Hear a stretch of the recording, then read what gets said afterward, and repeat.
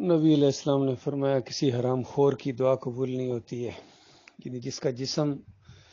حرام کا بنا ہوا ہو، جس کے کپڑے حرام کے ہوں، ہر چیز حرام کی ہو، اس کی دعا قبول نہیں ہوتی ہے، تاکہ دور دراز سے بھی اگر وہ محنت کر کے بیت اللہ آئے اور بیت اللہ کی چادر پکڑ پکڑ کے جھنجھوڑ کے یا ربی کہے، اس کی دعا قبول نہیں ہوتی ہے۔ تو یہ سدیش ہے مولوی حرام خور، دیکھیے کس طرح دعائیں مانگ رہا ہے کہ ہمارے بھائیوں پاکستانیوں کے دلوں کو آپس میں جوڑ دے اور ان کو جناب یہ کر دے، ان کو وہ کر دے، اور کچھ بھی نہیں ہو رہا ہے۔ یہ دعائیں نہیں قبول ہو رہی ہیں، کیونکہ یہ سارے مولوی حرام خور ہیں، بالکل انہوں نے اللہ کے دین کا مذاق اڑایا، اور یہ عرب خاص کر جن کی زبان میں یہ قرآن نازل ہوا تھا، ان بے ایمانوں نے سب سے زیادہ انہوں نے اس دین کا مذاق اڑایا ہے۔ یہ بدماش بنے ہیں، دنیا دار بنے ہیں، گنبد کے پجاری بنے ہیں، دولت کے پجاری بنے ہیں، اور اپنے خاندانوں کے اور اپنے علاقے کے یعنی یہ پجاری ہیں، یہ اللہ کے دین کے پجاری نہیں ہیں۔ اللہ کے دین کا ان کو کوئی لحاظ نہیں ہے، بس یہ دنیا کی دین کے منہ میں دے دی گئی اور یہ دنیا کی طرف جھک پڑے۔ اور سورہ اعراف کے اندر اور سورہ جمعہ کے اندر ایسے لوگوں کا نقشہ کھینچا گیا ہے کہ یہ وہ لوگ ہیں جن کو اللہ تعالیٰ نے اپنی آیات کا علم دیا، اور اگر یہ صبر کرتے، یعنی دنیا کی طرف جھکنے کی بجائے آخرت کی طرف جھکتے، بالکل حق بات بیان کرتے، ذرا برابر اس معاملے میں کسی کی پرواہ نہ کرتے، نہ ڈرتے، تو مالک فرماتا ہے ہم ان کو بڑے درجات دیتے، بڑے درجات ان کے لیے ہوتے ہم نے۔ لیکن یہ تو دنیا کے کتے بن گئے، دنیا کے کتے تو دنیا کی طرف جھکے ہیں، تو مالک فرماتا ہے کہ پھر ان کی مثال کتے کی سی ہے۔ یہ دو آیتیں اگر قرآن میں نہ ہوتی، یقین کریں سورہ الاعراف کی یہ آیت اور سورہ الجمعہ کی وہ آیت جس میں مالک فرماتا ہے کہ یہ اہل کتاب، ان کے علماء جن کے اوپر بڑی بھاری ذمہ داری ڈالی گئی تھی اور انہوں نے وہ ذمہ داری نہیں اٹھائی ہے، دنیا کی طرف جھکے ہیں، ان کی مثال ان گدھوں کی ہے جن کے اوپر کتابیں لدی ہوئی ہیں، کتابیں لدی ان کے اوپر، بڑی کتابیں انہوں نے پڑھی ہیں، بڑے کورسز انہوں نے کیے ہیں، اور فلاں یونیورسٹی کے یہ فارغ التحصیل ہیں، کوئی جامعہ ازہر کا فارغ التحصیل ہے، کوئی مدینہ یونیورسٹی کا فارغ التحصیل ہے، کوئی دیوبند سے ڈگری لے کے نکلا ہے، دیوبند سے ڈگری لے کے نکلا ہے جی محمود الحسن صاحب، اور کہتے ہیں کہ اللہ کے بندوں کو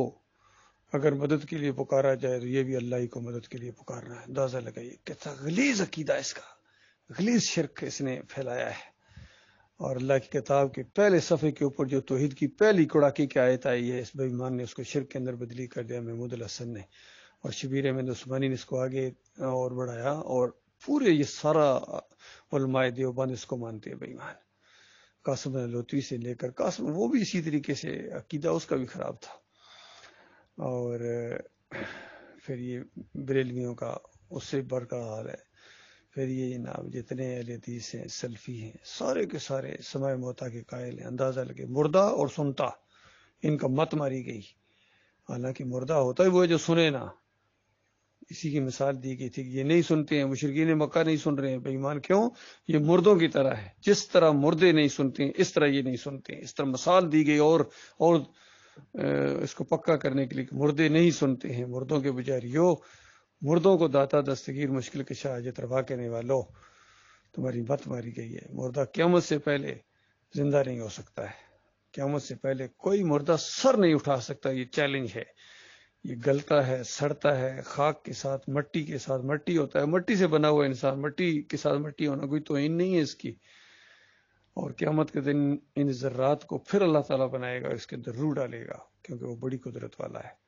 اس سے پہلے جو ایک پیریڈ ہے وہ بھی اوپر برزخ میں، وہاں روح روکی جاتی ہے، اور قیامت جب تک قائم نہیں ہوگی اس کو جسم ملتے، سب کچھ موجود ہے، پھر بھی نہیں مانتے، کہتے اسی قبر میں برزخی قبر ہے، کہتے ہیں اسی قبر میں برزخی قبر ہے، اسی قبر میں بابا جی زندہ ہیں۔ جب بابا جی زندہ ہیں تو کیوں نہیں لوگ جائیں گے اور جا کے پکاریں گے؟ کم از کم اتنی بات تو ضرور کہیں گے کہ بابا جی میری بات اوپر والے تک پہنچا دو۔ تو یہی شرک ہے نا، کبھی وہ اللہ کے ساتھ براہ راست تعلق قائم نہیں ہو سکتا جب تک یہ روح قبر کے اندر، روح اور یہ بابا جی، یہ مزار جب تک قائم ہے، جب تک چادریں چڑھ رہی ہیں ان کے اوپر، اسی فلسفے کے اوپر چل رہی ہیں کہ بابا جی زندہ ہیں، دیکھتے ہیں، پہچانتے ہیں۔ تو اس طریقے سے حرام خوروں نے پورے دین کے مزاج کو بدلی کر دیا۔ تو کیسے زبردست مخرج ہے ان کی، قرآن زبانی یاد ان کو، لیکن ان کی سیلری ذرا پوچھو کتنی تنخواہ لیتے ہو حضرت صاحب، تنخواہیں کتنی لی ہیں، دستخط کر کے تنخواہیں لی ہیں، پوری طرح تمہارا ریکارڈ، جہاں ایک ایک لفظ تمہارا ریکارڈ ہے کس طرح پڑھا کیسا، وہاں جتنی تنخواہیں لی ہیں وہ بھی سارا ریکارڈ موجود ہے۔ تو آج اللہ کے دین کو بالکل بدری کر دیا گیا، اس کو بیچتے ہیں سارے، چاہے بریلویوں کے علماء ہوں، دیوبندیوں کے ہوں، اہل حدیثوں کے ہوں، سلفیوں، سارے آرام خور اجرتی ہیں، نماز پڑھانے کے پیسے لیتے ہیں، اذان دینے کے پیسے لیتے ہیں، اور کوئی دین کا کام حالانکہ وہ بھی خالص نہیں کرتے ہیں اس کے بھی پیسے وصول کر لیتے ہیں۔ وَيَصُدُّونَ عَنْ سَبِيلِ اللَّهِ، اللہ کے راستے سے یہی روکتے ہیں، لوگوں کا مال بھی کھاتے ہیں، لوگوں کو اللہ کے راستے سے روکتے ہیں۔ اور جب کبھی توحید کی دعوت اٹھتی ہے سب سے آگے بڑھ کر یہی اس دعوت کی مخالفت کرتے ہیں۔ تو یہ معاملہ ہوا ہے، اور ہر دور میں اسی طریقے سے ہوا ہے۔ انبیاء کے ماننے والے بعد میں آہستہ آہستہ پھر ان کے اندر پہلے کمزوریاں آئی ہیں، پھر اس کے بعد عقیدے کی خرابیاں آئی ہیں، پھر کفر و شرک کے اندر لت پت ہو گئے ہیں، سارے آدم کے بچے ہیں۔ حالانکہ وعدہ کر کے آئے تھے اسی سورہ اعراف کی اس آیت کے اندر کہ وعدہ کر کے آئے تھے